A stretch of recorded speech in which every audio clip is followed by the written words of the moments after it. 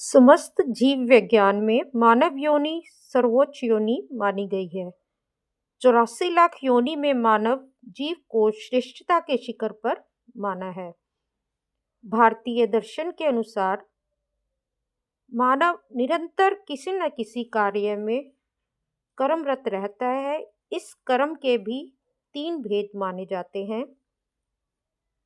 संचित कर्म, प्रारब्ध कर्म, क्रियामण कर्म। वर्तमान क्षण तक किया गया कर्म संचित कहलाता है, चाहे इस जन्म में या पूर्व जन्म में किया गया हो। समस्त कर्म एक जन्म में ही भोगना असंभव है, अतः उसे मानव जीव क्रमशः भोगता है, यानी अगले आने वाले जन्मों में योनियों में भोगता है। इसमें जो भोगना प्रारंभ करता है वह प्रारब्ध कहलाता है। जो कर्म वर्तमान में हो रहा है उसे क्रियामण कहते हैं। इस प्रकार इन 3 तरह के कर्मों के कारण आत्मा अनेक जन्मों को धारण करती हुई जीवन के पथ पे आगे बढ़ती है।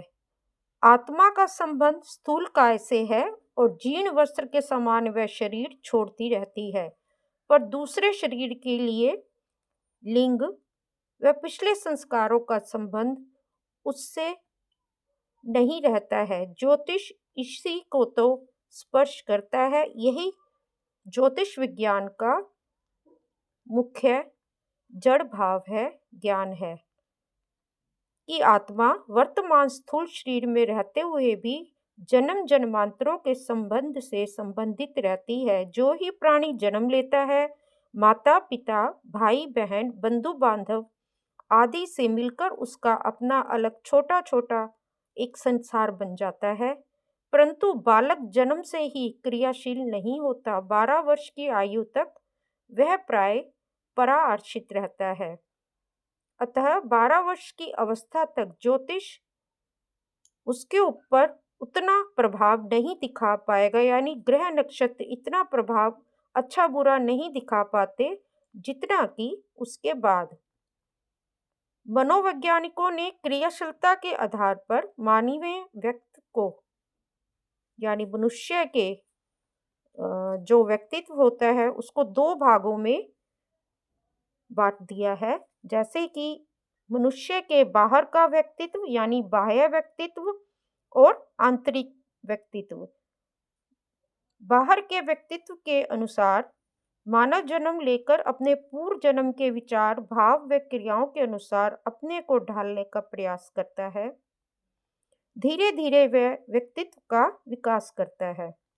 आंतरिक व्यक्तित्व यह वह है जो बाहर का जो उसका शरीर है ऊपरी, जिसको सब देख रहे हैं, यानी बाह्य जगत के संचित एवं क्रियामण कार्यों, अनुभव एवं विचारों को संजोकर रखता है। आशा करती हूँ आपको यहाँ पर सभी कर्मों का भेद और कैसे कैसे समय कर्म अनुसार अच्छे बुरे उच्च नीच कुल में जन्म और स्थूलकाय शरीर प्राप्त करके उसके अनुसार व्यक्ति कैसे कर्म करता है और कैसे अपना आंतरिक विकास करता है।